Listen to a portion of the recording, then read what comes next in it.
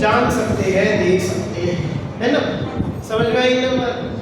तो इसमें कैसे कैसे और क्या बात बताई? बिल्कुल कि हाँ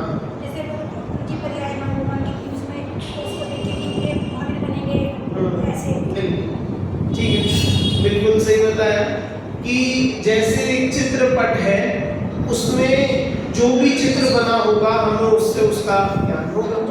अब अगर वो भूतकाल का बना है तो भूत का ज्ञान हो जाएगा, वर्तमान का है तो वर्तमान का हो जाएगा, भविष्य का है चित्र तो भविष्य का हो जाएगा। हाँ, जैसे भी मतलब अपने जैसे एक बताया कि एक छद्मस्त जीव को भी यदि भूत और भविष्य का सामान्य ज्ञान हो सकता है, छद्मस्त मतलब हमें भी यदि भूत और भविष्य का एक सामान्य ज्ञान यदि हो सकता है तो केवल ज्ञानी को क्यों नहीं हो सकता, है ना? तो बस इतने ही हेतु के माध्यम से यहाँ पर समझाया गया है। क्या समझाया है कि भूत की जो पर्याय हैं और भविष्य की जो पर्याय हैं वे सभी वर्तमान की पर्यायों की तरह ही ज्ञान में झलकती है, दिखती है ना? ये हमने इस गाथा में और इसकी टीका में पढ़ा। एक बार इसका जो सामान्य भावार्थ बचा है उसे हम और पढ़ेंगे, उसके बाद हम आज का जो विषय है उसे प्रारंभ करेंगे। प्रश्न नंबर 55 पर जो टीका है उसके नीचे से अपन पढ़ते हैं। देखो, उक्त गाथा और उसकी टीका में जो प्रमेय उपस्थित किया है उसमें निम्नलिखित बिंदु विशेष ध्यान देने हैं। ये कुछ मेन बिंदु है इस पूरी टीका की, इन पर हमें ध्यान देना है, इनको हमें समझना है। देखिए क्या है, सर्वप्रथम तो यह बात कही गई कि भूतकालीन पर्याय भले ही विनष्ट हो गई और भविष्यकालीन पर्याय अभी तक उत्पन्न ही न हुई हो, फिर भी केवल ज्ञान में तो वे वर्तमान पर्याय के समान ही विद्यमान, चाहे वे चली गई है चाहे वे अभी आई नहीं है, लेकिन भूत और भविष्य की पर्याय तो अभी जैसी की तैसी जो हुई थी और जो होंगी वैसी की वैसी ही दिखती है। किसमें दिखती है? केवल ज्ञान में दिखती है ना? देखो दूसरे ज्ञान का उन्हें जानना यह ज्ञान की स्वरूप संपदा है और उन पर्यायों का ज्ञान में झलकना उक्त पर्यायों की स्वरूप संपदा है। संपदा समझते क्या होता है? संपदा मतलब वैभव, संपत्ति, हमारा जिस पर मालिकाना है ना, हमारा जिस पर अधिकार है उसे बोलते हैं संपदा। हमारा वैभव है ना, हमारी जो प्रॉपर्टी है ना, तो उसे बोलते हैं संपदा। तो यहाँ कह रहे हैं कि ज्ञान का उनको जानना यह ज्ञान की स्वरूप संपदा। स्वरूप संपदा मतलब कि भैया देखिए, हाँ बिल्कुल आत्मा का, देखो इसे अपने ऐसे समझेंगे कि ज्ञान क्या है। यहाँ बोला ना ज्ञान की स्वरूप संपदा, ज्ञान क्या है? कि ज्ञान तो अभी आत्मा है, हमने पढ़ा था पीछे, ज्ञान अलग से तो कुछ है नहीं, ज्ञान स्वयं आत्मा ही है ना। उसके अलावा भी जो यह कहना चाह रहे हैं कि जो जानने वाला है ज्ञान है, आत्मा है, ठीक है, लेकिन वो जानने वाले के पास कोई अलग से भी शक्तियां मिलती नहीं है, बाहर का कोई अवलंबन नहीं है, कोई मददगार नहीं है, कोई एड नहीं है। तो क्या है? अपनी ही शक्ति है। क्या शक्ति है? कि और द्रव्यों की पर्यायों को जानना, ये अपनी खुद की शक्ति है, संपदा है, अपनी ताकत है। ऐसा नहीं है कि किसी ने मेहनत करी और उसे कमा लिया, ऐसा नहीं है। मतलब ऐसी वस्तु नहीं है जिसे आप कहीं से मेहनत करके लाओ, कमाओ, पाओ, जीतो, ऐसा नहीं। ये अपना ही है, अपनी ही शक्ति है, कहीं मिलेगी नहीं। स्वरूप संपदा का ये अर्थ हमें दिमाग में, जहन में आना चाहिए। हाँ, कि जिन्हें हम समझते हैं ये हम पाना चाहते हैं, जिन्हें हम चाहते हैं मिल जाए जो चीजें, वो तो भैया असल में तो मिल ही नहीं रही, हमारे बस उदय अनुसार हो रही। वास्तव में जो जिन्हें हम अपनी मानी हुई कहते हैं, जिन पर हम अपना अधिकार, अपनी ताकत चलाते हैं, जिन वस्तुओं पर, जिन लोगों पर, वे तो बस कहो उदय अनुसार वैसे वैसे हो रहे, तो हमें क्या लगता है कि हमारे हो। हमारी संपदा हो, और जो वास्तविक संपदा है उसका हमें पता नहीं। वो उसका यदि पता है तो कभी देखा नहीं, अनुभव नहीं कर, है ना। तो इसलिए ये समझना, ज्ञान की स्वरूप संपदा, उसकी ये शक्ति अपनी खुद की है। ज्ञान को कहीं से ये ताकत किसी ने दी नहीं है कि तुम औरों को जानो, औरों का भूत भविष्य जानो, ये जानो, मिला नहीं। उसकी अपनी ताकत है, वो कर सकता है तो करता है, ऐसे, है ना। और देखो और क्या बोला कि उन पर्यायों का ज्ञान में झलकना उक्त पर्यायों की स्वरूप संपदा, कि भैया पर्याय कोई लाचार नहीं है जो ज्ञान में आ रही है। पर्याय मतलब देखो, पर्याय शब्द ना मैं बोलता हूँ, आपको हो सकता है लगे पर्याय बोल रहे हो, कुछ होता।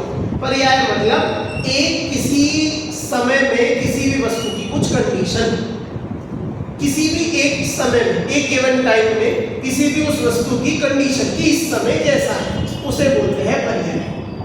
कि अभी मैं ऐसा हूँ, 1 महीने बाद मैं कैसा होगा, 1 महीना बड़ा हो गया, है ना। 1 महीने पहले कैसा था, 1 महीना छोटा। जब मेरा जन्म हुआ था कैसा छोटा सा, अब मैं पूरा बड़ा हो गया। तो जिस भी समय में जैसी भी अवस्था, उसका नाम पर्याय है। मतलब पर्याय वो वस्तु ही है, पर्याय अलग से कुछ नहीं, वो वस्तु बस उसकी जो इस समय कंडीशन, उसे पर्याय कहते हैं। तो जो प्रत्येक पर्याय है उनकी अपनी अपनी ऐसी शक्ति है कि वो ज्ञान में झलकेंगी, वो उनकी अपनी स्वरूप संपदा है। अब यहाँ पर स्वरूप हम किसे कहेंगे कि वो भी द्रव्य का, वहां पर हम स्वरूप किसका बताएंगे, द्रव्य का। क्योंकि पर्याय फिर से, जैसे ज्ञान नामक गुण, कोई गुण कुछ अलग से नहीं होता, तो ऐसे पर्याय भी कुछ अलग से क्या होगा, पर्याय एक अवस्था का ही तो नाम है, समझ। जो बदलने का नाम है ना पर्याय, कि बदल रही है, कि अभी ये है, फिर ये होगी, फिर ये होगी, फिर ये होगी, इसका नाम पर्याय है। तो प्रत्येक पर्याय मतलब वो द्रव्य, कि उस द्रव्य की हर अवस्था में उसका स्वभाव है कि वो जानने में आती है, यह उसकी स्वरूप संपदा, अपनी शक्ति है, उसकी अपनी ताकत। समझ में आई ना बात, ये कैसे कह रहे हैं, समझ में है ना। देखो इसमें आपको लगेगा, सवाल लगे, डाउट लगे, तो एकदम तुरंत आप पूछिए, तो ये अपना अच्छे से फिर क्लियर होगा बहुत। क्योंकि सामान्य सरल बातें हैं, और सामान्य सरल मैंने कह तो दी, लेकिन बहुत जरूरी बातें हैं, समझ में।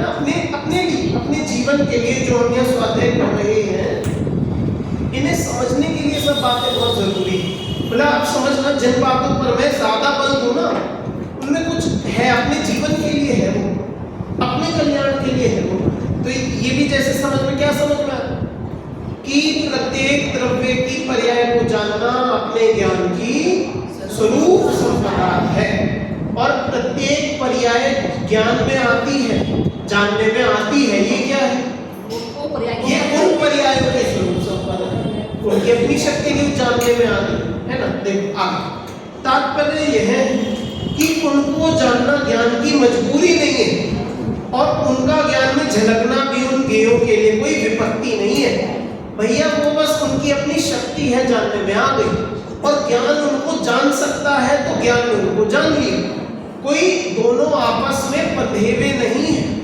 मतलब हम कह रहे ना कि वो तो जानने में आएंगी ही आएंगी। अगर कोई छुपना चाहे तो कोई पर्याय, मतलब हम चाहे कि हम अपना कोई कार्य छुपा लें, कोई बात छुपा लें, है ना, तो छुप सकती है कि भैया उस पर्याय में ही ऐसी शक्ति है कि वो जानने में आएगी ही आएगी, किसी ना किसी के ज्ञान में जरूर जरूर जरूर झलकेगी।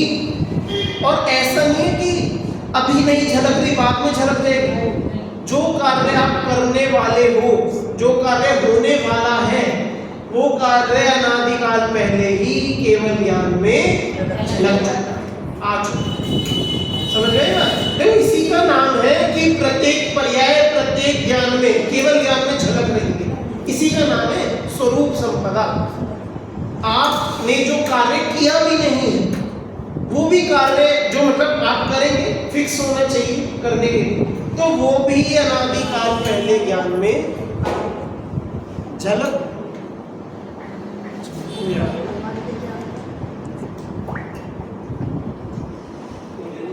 ये बंद हो गया।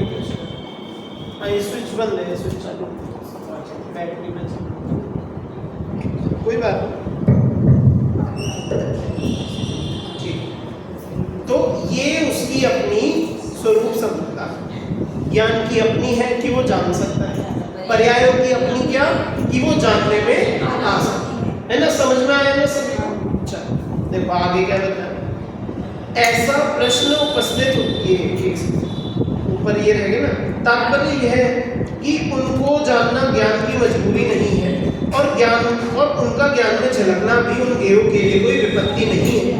ज्ञान का जानना और ज्ञेयों के जानने में आना दोनों का सहज स्वभाव है, उनकी स्वरूप संपदा है। ठीक है, अब समझ में आया नहीं ये सारी बातें? ऐसा प्रश्न उपस्थित होने पर कि जब वे अभी है ही नहीं तब उनका जानना कैसे संभव है? भाई जब कोई पर्याय अभी हुई ही नहीं है, जो काम हमने अभी तक किया ही नहीं है, उसके लिए उसे हम कैसे जान सकते हैं? हम क्या और कोई भी कैसे जाने? ये तो ऐसी ही बात है कि हम कोई अपराध करने की सोच रहे हैं, या हो सकता है सोच भी ना रहे हो, ना भी सोच, लेकिन वो अभी चाहे सोचा हो ना सोचा हो, लेकिन यदि वह होना है तो आप करोगे। ये क्या बात है? हमें पता लग गया हम ना करें? भैया हमें किसी ने बता दिया तुम ऐसा ऐसा गलत काम या अच्छा काम नहीं, कुछ भी काम आप ये करोगे, अब आपने बता दिया तो हम नहीं करेंगे, तो बताओ कैसे बनेगी बात है? देखो इसे पढ़ते आगे। इसके उत्तर में कहा गया है कि जब हमारे क्षयोपशम ज्ञान में भूत और भविष्य की बातें जान ली जाती है, जब हमारे क्षयोपशम ज्ञान मतलब जो हमारा जो हल्का ज्ञान है, क्षयोपशम मतलब कि ज्ञान का भी पूरा उघाड़ नहीं है, पूरी शक्ति नहीं है, थोड़ा थोड़ा जितना क्षयोपशम होगा उतना जान सकता है कि कुछ कर्मों का तो क्षय है, कुछ कर्मों का उपशम है और कुछ कर्मों का उदय है, उसे क्षयोपशम है ना। तो जो क्षयोपशम ज्ञान है वो भी कुछ हद तक भूत को भी जान सकता है, भूतकाल जो पर्याय नष्ट हो गई उनको जान सकते हैं कि नहीं? भूतकाल को हम लोग जान सकते हैं कि नहीं? हम भविष्य काल को जान सकते हैं कि नहीं? कैसे जान सकते हैं?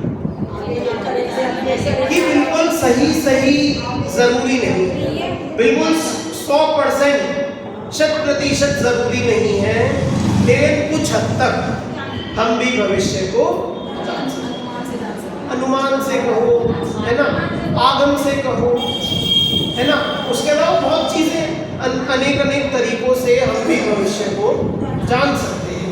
अरे अपन इतना भी छोड़ो, हमने वो पढ़े तत्वार्थ सूत्र पढ़े ना, तो उसमें ज्ञान की शक्ति बताई, ज्ञान क्या है जान सकते हैं पहले अध्याय में, तो उसमें अवधि ज्ञान और मनोपर्य ज्ञान की भी चर्चा है, वो पढ़ी है हम सब ने, चल रहा है, चलो ठीक।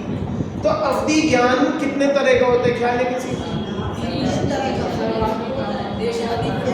देशावधि, कर्मावधि और सर्वावधि। देशावधि क्या होता है? एक देश जानना मतलब थोड़ा लिमिटेशन। पूरा सही बताओ, जो जैसा जिनवाणी में हो वैसा कौन बता सकता है? हाँ किस चीज? हाँ द्रव्य क्षेत्र की मर्यादा एक देश का। अब देखो इसमें जो मैंने पढ़ा है, ठीक है आप लोगों ने कुछ कहीं और से पढ़ा हो, मैंने कहीं और से पढ़ा हो, जो मैंने पढ़ा है वहां पर मैंने ये पढ़ा है देश काल की मर्यादा लिए रूपी पदार्थों को स्पष्ट जानना, प्रत्यक्ष जानना। फिर से बोल रहा हूं, देश काल की मर्यादा। देश तो हमें समझ में आ जाएगा कि यहाँ बैठे हैं और अपने इस दीवार के पीछे की चीज जान ली, ऊपर की जान ली, इधर की नीचे की, थोड़ा जिनका ज्ञान पड़ा होगा वो और दूर की 1 किलोमीटर 2-5 किलोमीटर 10-20 किलोमीटर और जान। देश तो समझ में आ गया, तो काल कहाँ से आया? काल में क्या समय तक की काल की सीमा बताओ कैसे हो सकती है? काल की सीमा पिछला जो भविष्य जो पिछला जान लिया उसको तो इतने तक जान सकते हैं और आगे हम बस उतने ही जान सकते हैं। हाँ, मतलब आगे पीछे का भी जान सकते हैं कि नहीं जान सकते, मैं तो ये पूछना चाह रहा हूँ। अब भैया अवधि ज्ञान में मतलब देखो अब ये फिक्स कर दिया, अवधि ज्ञान में और मनपरे ज्ञान का भी यही है, देश काल की मर्यादा लिए जीवों के मन में स्थित जो रूपी पदार्थ है उनको जानना मन। हाँ, द्रव्य क्षेत्र परिमाण लिए जान लीजिए। सोचा ठीक है, उसमें तो बहुत चीजें नहीं लिखी ना, तो शॉर्ट में दिया है। हाँ, द्रव्य क्षेत्र तो है ही है, और जानेगा क्या क्षेत्र काल की मर्यादा का मतलब द्रव्य को ही तो जानना, रूपी पदार्थ मतलब पुद्गल द्रव्य को जानना, उसके बिना क्या ही जानेगा, वो तो है। क्षेत्र तो है ही है, लेकिन देश काल की, देश मतलब क्षेत्र, देश मतलब क्षेत्र, काल काला है ना, और भाव क्यों नहीं ले सकते, क्योंकि वो मतलब पुद्गल है, पुद्गल में क्या भाव होता है मतलब, और भाव सूक्ष्म होते हैं इसलिए भाव को नहीं, कोई मनपरीय ज्ञान भी तो रूपी पदार्थ है, भाव थोड़ी के रहेंगे। द्रव्य क्षेत्र काल भाव वाला, जो द्रव्य क्षेत्र काल भाव वाला जो भाव होता है वो वाला भाव, परिणाम वाला भाव नहीं, द्रव्य क्षेत्र काल भाव वाला जो भाव वो सूक्ष्म होते हैं, चाहे पुद्गल के ही क्यों ना हो, इसलिए उनको जान नहीं सकते, इसलिए द्रव्य क्षेत्र काल है ना। अब देखो कहना क्या है कि अवधि ज्ञान में भी देश की तो कहीं कहीं है, काल की भी मर्यादा नहीं है, मतलब आगे पीछे का अवधि ज्ञानी जीव भी जान सकते हैं, तो भैया वो भी जान सकते हैं। अच्छा, अवधि ज्ञान किस किस को हो सकता है? देवों को, नरकियों को, मनुष्यों को, त्रियंचों को भी हो सकते हैं। तो चारों गति आ गई, गति में किन किन? मनुष्यों को जिसे सम्यक दर्शन होगा उसे होगा। चलो, मनुष्यों में जिन्हें सम्यक दर्शन होगा उन्हें ही होगा। देवों में तो जन्म सही है, नरकियों में जन्म सही है, और त्रियंचों में ये हो सकता है, त्रियंचों में वो क्या सम्यक दृष्टियों को, सम्यक दृष्टि, हाँ वो मतलब पूर्व भव का भव प्रत्यय से वो हो सकता है ना। बात समझ में क्या कहना चाहता कि जब सारे ही जीवों को अवधि ज्ञान हो सकता है, वो उसके माध्यम से भूत का भविष्य का जान सकते हैं, तो भैया केवल ज्ञान नहीं कहती, क्या बड़ी चीज है। बात इतनी सी है, हम ये नहीं कह रहे कि जो ये हम छद्मस्त है, क्षयोक्षम ज्ञान वाले हैं, भूत भविष्य को बिल्कुल सही फिक्स जान सकते हैं, क्योंकि हम तो वर्तमान को भी बिल्कुल सही नहीं जान सकते ना। आप बोलोगे कि हम तो भूत भविष्य सही नहीं जान सकते, तो वर्तमान ही कौन सा बिल्कुल सही जान पाए? बताओ इस टेबल के अंदर क्या है, इसके बीच है ना, इस दीवार और पीछे जो कुछ भी हमारे बीच में क्या है बताओ? तो ईंट है, बता दो। और ईंट क्या है? ईंट का क्या चिमटे है, चिमटे क्या है? वो चलते जाओ ना, देखो मतलब सीमा है, ये भी आपने अनुमान से यूं अनुमान से तो पूरी धरती नापते हैं, उसमें क्या दिक्कत है? अनुमान से बताते जाओ, जो पढ़े बताते जाओ, यहाँ धरती में नीचे जाओ ये है और नीचे जाओ ये है, वो तो अनुमान से तो पूरी दुनिया नाप सकते तीन लोग, लेकिन हम अपने अभी ज्ञान से वर्तमान में कितना ही जान सकते हैं? ज्यादा कुछ नहीं, थोड़ा ही है। जो कृपालु देव श्रीमद रायचंद थे, इनको अवधि ज्ञान था क्या? जैसे बता देते, पहली बात में बता देते, आगे की बता देते, क्या पता अवधि ज्ञान का, तो देखो हम तो ना तो मिले ना परखा, ठीक है ना, तो हम तो खुद से तो देखे कुछ कह सकते नहीं किसी के अवधि ज्ञान हो। बाकी अवधि ज्ञान होना कोई बड़ी चीज नहीं, उनके पूर्व के तो ज्ञान थे, वो अवधि ज्ञान उनसे भी हो जाता है, मैं वही तो कह रहा हूँ, 800 भावों का ज्ञान था पूर्व। देखो मेरा बात कहने का मतलब इतना सही, किसी को किसी प्रकार का कोई दिव्य ज्ञान हो, कोई विशेष ज्ञान हो, ऐसा ज्ञान हो जो सुन के समझ में ना आए कि ऐसा कैसे हो, तो बात इतनी सी है, कोई बड़ी चीज नहीं है। देखो ये एक ना कहानी चलती है, मतलब कहानी क्या, एक इंस्टेंस चलता है, छोटा सा दृश्य, कि आज के समय में हम कहते हैं किसी को अवधि ज्ञान नहीं है, ठीक है, नहीं भाई पता है, अगर किसी को होता खुद ही ढिंडोरा पीट देते भैया मैं अवधि ज्ञान आज के समय में। पर यदि हम लोगों में से किसी को अवधि ज्ञान होता तो उस व्यक्ति का जीवन कैसा होता? किसी को हम में से अवधि ज्ञान होता, कैसा होता जीवन? सम्यक दर्शन के तो अरे गुरुजी मानो तो सही, कोई सवाल कर रहे तो मान के करना, मान लो, मान लिया हमने, इमेजिन कर लिया, है ना? हमारा अवधि ज्ञानी हमारे बीच में कोई हो जाए भैया, उसे एक तो चलो उसे उसकी जो मशहूरी होगी, वो जो और लोगों के काम करके देगा, वो सब तो एक अलग चीज है, लेकिन वो अपने जीवन से ही परेशान हो जाए। लोग उसके पास आएंगे, भैया मैं बता दो यहाँ पर क्या बीमारी है, शरीर में क्या है, हमारे घर में गड़ा खजाना तो नहीं छुपा, वो बता दो, है ना?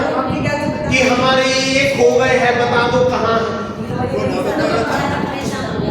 समझो ना बात को कि, और अच्छा चलो उसमें शक्ति भी है, लोगों को क्या ये बात हजम हो जाएगी कि ये व्यक्ति कह रहा है यहाँ खोदो उस खजाना मिलेगा, कितने लोग मानेंगे उसके? अरे तो ऐसे तो आज भी बहुत, ऐसे तो जिन्हें अवधि ज्ञान नहीं है ऐसे भी बहुत बता देंगे यहाँ खोदो खजाना मिल जाएगा, बाई चांस निकल, इसमें क्या बात? कहने का मतलब ये है कि ये सब चीजें आज के समय में अगर होगी भी तो भी हमें हजम नहीं होगा, मैं ये कहना चाहूँ। और दूसरा, यदि किसी को हो तो कोई बड़ी बात नहीं है, इस तरह का दिव्य ज्ञान होना कोई महान बात, विशेष बात नहीं है, बहुत सामान्य चीज है।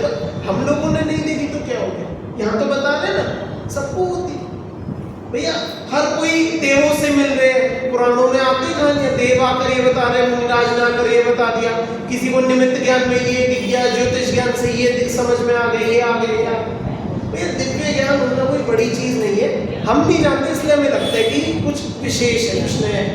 देखो मेरा समझाना यहाँ पर इतना सा मैं चाह रहा हूँ कि कोई ऐसी बात जो हम नहीं जान सकते और यदि कोई जान ले, इसमें हमें अचंभा नहीं होना चाहिए, है ना? हम समझते हैं कि एक सामान्य व्यक्ति अपना भविष्य जान ले तो कितना बखेड़ा हो, भाई भविष्य जानना कोई बड़ी चीज नहीं, लेकिन देखो भाई भविष्य जानकर मिलेगा क्या? कि कुछ भी। भविष्य जानकर हमें मिलेगा क्या? अच्छा, जो भविष्य जान पा रहे उनसे पूछो, केवली भगवान के पास चलते हैं, उनसे पूछो, हे भगवान आप भविष्य बैठ के जानते हो, पूरी दुनिया का भविष्य जानते हैं, आपको क्या मिल रहा है? क्या बोलेंगे भगवान? कि जानने में आ रहे तो जान लिए, ऑप्शन हो तो बंद कर दे तो भी हमें दिक्कत है। यदि भविष्य को ना जानने की भी कंडीशन हो ना तो भी कोई दिक्कत थोड़ी है, तो जानने में आ रहे तो आ रहे, क्या करें? समझ में आया ना? जैसे भाई वो गेहूं वाला है ना, कि गेहूं उगाते हैं, खेत में गेहूं उगते हैं तो उसके साथ भूसी मिलती है। अब कोई ऐसा कुछ इलाज हो कि गेहूं आप उगाए, सिर्फ गेहूं के दाने मिल जाए, उसका छिलका भूसी वो सब ना मिले, वो सब ना पैदा हो, कोई ऐसा तरीका है क्या? कुछ सेटिंग होती हो? आजकल तो साइंस ने बहुत तरक्की कर ली कि अगर गेहूं उगेगा तो उसके पत्ते भूसी उसका जो भी सब कुछ होता है आएगा कि नहीं आएगा, उसको इलाज है ना। तो इसका मतलब क्या समझ कि भैया जो ये भविष्य को जानने की बात है, भूत को जानने की बात है, तो हमारे लिए भी बहुत बड़ी चीज नहीं है। तो केवली भगवान अगर भविष्य को जान ले तो अचंभा क्यों करना, उसमें आपत्ति क्यों है ना। अब देखो आगे से पढ़ते हैं, जब हमारे क्षयोपशम ज्ञान में भूत और भविष्य की बातें जान ली जाती है तो फिर केवल ज्ञान में जान लेने पर क्या आपत्ति हो सकती है ना। आत्मा की ज्ञान शक्ति और पदार्थों की ज्ञेयत्व शक्ति का यह कमाल है भैया। सब पदार्थ जानने में आएंगे, फिर चाहे उनकी बाद की पर्याय, चाहे उनकी पूर्व की पर्याय, कैसी भी पर्याय हो, सब कुछ जानने में आनी ही आनी है, और ज्ञान का उनको जानना भी निश्चित ही है। समझ में आई बात? चलो आगे देखते हैं। यहाँ चित्रपट के उदाहरण से ज्ञान शक्ति और आलेख्यकारों के उदाहरण से ज्ञेयत्व शक्ति के स्वरूप को स्पष्ट किया गया है। मतलब जो चित्रपट बताया कि ज्ञान में चीजें झलकती हैं चित्रपट की तरह, है ना।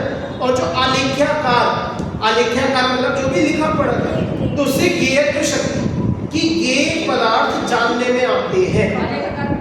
आलेख्याकार कुछ भी लिखा हो, चित्र भी हो, चित्र भी इसमें गिने जाएंगे। आलेख्याकार कुछ भी किसी भी बात की लिखा पढ़त, तो जैसे किसी लिखा पढ़त से हम समझ सकते हैं उससे क्या चीज बताई जा रही है, तो ऐसे ही पर्याय भी ज्ञान में झलकती है, जानने में आती है। तो इन उदाहरणों से इन बातों को समझाया है। इस गाथा का विषय इतना ही था। ये पूरा समझ में आ गया सभी को? जल्दी तो नहीं लगा? अच्छे से आएगा समझ में, है ना? चल अब देखो, अब ये आगे की दो गाथा है। हम जितना भी अब समय है, कोई जितना है हम उतना ही पढ़ते हैं, आगे देखते हैं।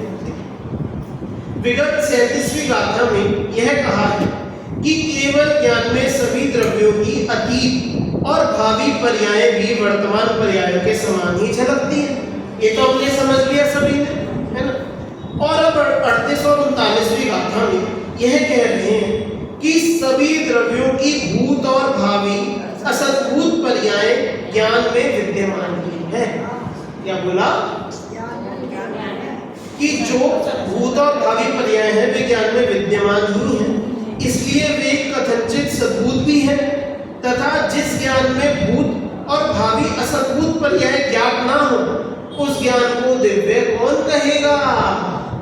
समझ में आया कि भैया केवल ज्ञान को अपने शुरू से अब तक जैसा बताया है, कुछ कमाल बताया है भैया, उसमें ऐसी शक्ति है, ऐसी ऐसी वस्तुओं को जान सकता है जिन्हें हम कभी अनुभव ही नहीं कर सकते।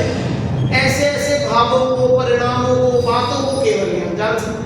और तुम बोलोगे भूत और भविष्य को केवल ज्ञान ना जान पाए, तो भैया उसकी कैसी दिव्यता, उसका कैसा बड़कपन। समझ में आया? जैसे कोई बहुत दानवीर व्यक्ति हो, खूब दान में उनका नाम हो, जगह जगह दान देते हो, जिस भी जैन मंदिर में चले जाओ उनके नाम का कुछ ना कुछ वहां पर दिया हुआ मिल ही जाए। ऐसे खूब दानवीर व्यक्ति हो और आप भूखे प्यासे उनके शहर में फंसे हो, आप उनके पास बड़ी दरखास्त लगा के जाओ कि किसी तरह हमारी कुछ मदद हो जाए, हम अपने शहर गांव पहुंच जाए, हमें एक वक्त का खाना मिल जाए। आप वहां जाओ, आप उनसे मिले और वो आपको बाहर से ही,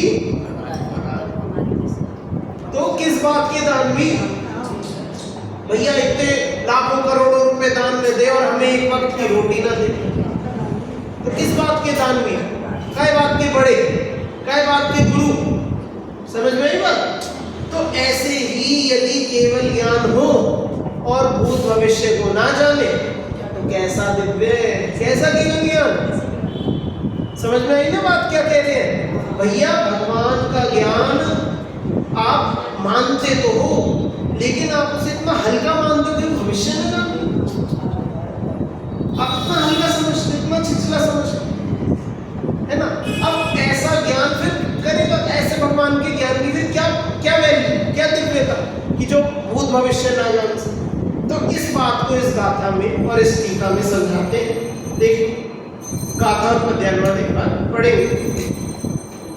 जेणे वही संजाया,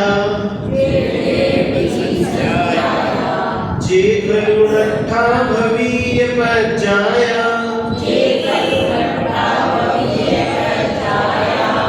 ते होंतिय सब भूदा, पज्जाया नान पचखा, जदि पच्चखम जादम, पज्जायम फलइदं चणानस्य, न हवति वातं नाणं, दिव्यं तिः के परुवेन्ति, पर्यायेषु अनुपन्न है या नश्चित जो हो गई है, असद्भावी वे सभी पर्याय ज्ञान प्रत्यक्ष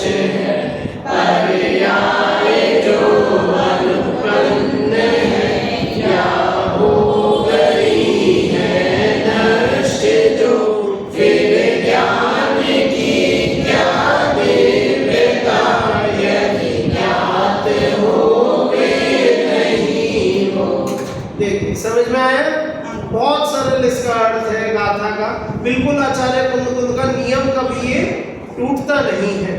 गाथा में जो लिखेंगे बिल्कुल सीधा सीधा, उसमें कोई घुमा फिरा के, कोई कठिन, कोई इधर उधर की बात कुछ नहीं, बिल्कुल जो कहना है बिल्कुल डंके की चोट पे सीधा सीधा कहेंगे। अब देखो यहाँ पे आप 39 में अंतर क्या है? एक ही बात है, एक बात उत्पन्न भी होगी और जो आज्ञा है वाली नष्ट भी होगी। वो तो पहली लाइन सेम है ना, दूसरी लाइन में अलग, तीसरी लाइन भी यही है ऐसे, पहली और तीसरी सेम है। हाँ तीसरी तो दूसरी तो और चौथी तो अरे उसका फर्क है ये, और दूसरी और चौथी से। हाँ देखो देखो मैं बताता हूँ, देखो अब मैं बताता हूँ। जो पर्याय अभी उत्पन्न नहीं हुई है या उत्पन्न होकर नष्ट हो गई, सद्भूत मतलब कि जो आ चुकी, और असद्भूत मतलब जो अभी नहीं है ना, तो वे सभी अविद्यमान पर्याय, अविद्यमान में भूत भी आ गया, मतलब जो पर्याय खत्म हो गई, और जो अनागत है भविष्य वो भी आ गया। ये सब, ये दोनों कैसी अविद्यमान पर्याय हैं। तो ये अविद्यमान पर्याय ज्ञान में तो प्रत्यक्ष ही है। कैसी है? ये सब पर्याय ज्ञान में प्रत्यक्ष ही है, विद्यमान ही है। यदि अनुत्पन्न तथा नष्ट पर्याय ज्ञान मतलब केवल ज्ञान में प्रत्यक्ष ना हो तो उस ज्ञान को दिव्य कौन कहेगा? भैया उसकी क्या वैल्यू है फिर?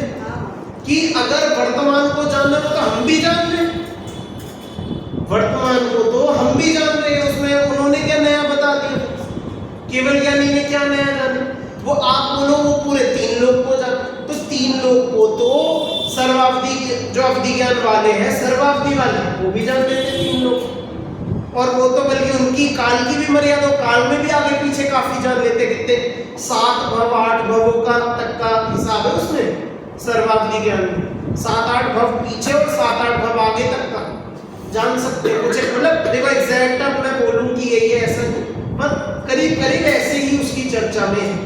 7-8 भव आगे पीछे तक का अवधि ज्ञान से ही जान सकते, 3 लोग को वे जान सकते हैं, बचा क्या? फिर भगवान के ऊपर अवधि ज्ञान करके बैठो, क्या दिक्कत है? तो अंतर ही ये है कि केवल ज्ञान में भैया सब कुछ जानने में आ रहा है, अगर जानने में ना आए तो खास क्या उसमें विशेष क्या है? कि यदि उसमें इतने सी भी बात को आप स्वीकार ना करो तो कुछ तो बचेगा ही, फिर क्या खास? फिर तो ऐसे ही अपने ज्ञान जैसे। तो इसलिए अपने को समझना है, यदि कुछ विशेष ज्ञान है तो उसमें इस तरह से भूत भविष्य को जानने की शक्ति अवश्य है। समझ में? अब देखो इसमें पहली गाथा में यही बताया है कि वे सब जो भूत और भविष्य की जो पर्याय हैं वे ज्ञान में प्रत्यक्ष है। कैसी है? उस केवल ज्ञान में प्रत्यक्ष है, विद्यमान है, हमेशा दिखती है। और यदि ना दिखे तो ज्ञान ऐसा क्या है? फिर तो कुछ भी नहीं है उस ज्ञान में खास, है ना? वो ज्ञान में झलकता है, उस ज्ञान में भूत भविष्य झलक रहा है, इसलिए उसे दिव्य बोल रहे। उसकी दिव्यता का भी कुछ तो कारण होगा ना, कुछ तो अलग जानता होगा, कुछ तो विशेष जानता होगा, इसलिए उसकी ऐसी दिव्यता है। देखो सीधा इसका हम टीका पर ही आते हैं। बहुत सामान्य टीका है इसकी, थोड़ी सी पढ़कर प्रश्न नंबर 57 पर उक्त गाथाओं का भाव तत्व प्रदीपिका में इस प्रकार स्पष्ट किया है। जो पर्याय अभी तक उत्पन्न नहीं हुई और जो पर्याय उत्पन्न होकर नष्ट हो गई है ना? समझ में आ गया अपना? जो पर्याय नहीं आई और जो पर्याय होकर खत्म हो गई, वे पर्याय अविद्यमान होने पर भी ज्ञान के प्रति नियत होने से ज्ञान में प्रत्यक्ष वर्तती है। क्या बोला? ज्ञान के प्रति नियत होने से मतलब ज्ञान के प्रति नियत, क्रमबद्ध अभी छोड़ दो, क्रमबद्ध की बात नहीं कर रहे, निश्चित। ज्ञान के प्रति निश्चित मतलब कि ज्ञान में भी शक्ति है कि उन्हें जानेगा ही जानेगा, और उन पर्यायों में भी ऐसी शक्ति है कि वो जानने में आएंगी ही आएंगी। इसे कहते हैं कि वे ज्ञान के प्रति नियत है। नियत मतलब आप कह लो सामान्य शब्दों में वफादार, मतलब अपनी एक हल्की भाषा में हम कहेंगे, खराब थोड़ी भाषा है, वफादार, लॉयल। कि जैसे एक जानवर होता है कुत्ता, ठीक है, वो आप समय रहे, फिर किसी कारणवश आप उससे कुछ सालों के लिए दूर हो, वो पशु कहीं और पला, कहीं और किसी ने पाला करा, हम कहीं और रह गए। 4-5 सालों बाद हम उस पशु से वापस मिले, तो वफादारी उसका नाम है कि 4-5 साल बाद मिलने पर भी वो आपको पहचान ले, आपके ऊपर भौंकने लगे और आपको एकदम पकड़ ले। समझ में आया? इसे कहते हैं नियतता। वो कुत्ता, वो जो जानवर है, वो आपके प्रति वफादार है, मतलब नियतता समझ लो कि भैया उसे पता है ये मेरा मालिक था, तो कितने ही साल बीत जाए, कितने ही साल बीत जाए, उसके बाद भी उसे पहचान लेगा और उसे अपना मालिक स्वीकार कर लेगा, है ना? तो नियतता मतलब कि जैसे यहाँ जो कह रहे क्या कि वे जो पर्याय हैं उनके ज्ञान के प्रति नियतता है कि इस जगत के किसी द्रव्य की कोई ऐसी पर्याय हो सकती नहीं है जो ज्ञान में ना, यदि वे पर्याय है तो वे ज्ञान में जानने में आएगी ही। इसे कहते हैं पर्यायों की नियतता, पर्यायों की ज्ञान के प्रति नियतता। समझ में आई बात? समझ में ना नियतता किसे बोलते? वे पर्याय अविद्यमान होने पर भी, अविद्यमान मतलब कि इस परिस्थिति में तो उनका कोई अस्तित्व है नहीं, उनका भी कोई है नहीं अस्तित्व, है ना? तो अविद्यमान होने पर भी ज्ञान के प्रति नियत होने से ज्ञान में प्रत्यक्ष वर्तती हुई। अब देखो उदाहरण दे रहे, पाषाण स्तंभ में उत्कीर्ण भूत और भावी तीर्थंकर देवों की भांति अपने स्वरूप को ज्ञान में अर्पित करती हुई विद्यमान ही। क्या बोला?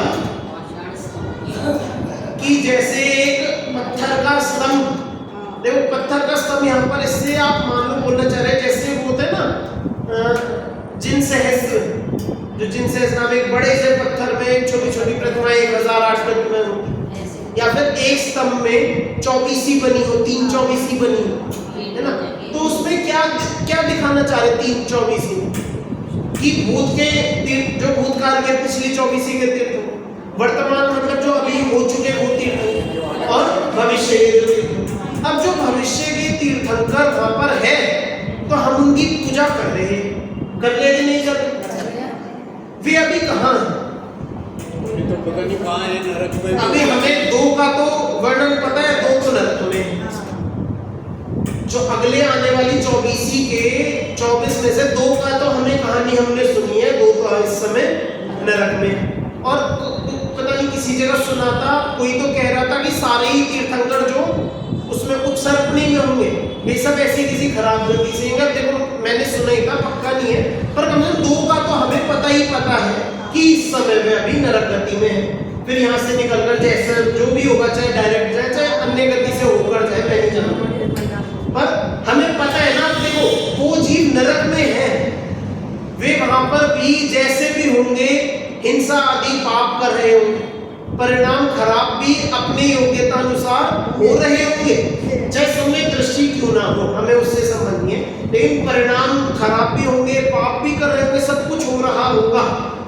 लेकिन फिर भी हम क्या कि हम जाते हैं मंदिर, जाते हैं उनकी पूजन करते हैं। तो हम किसकी पूजन करें?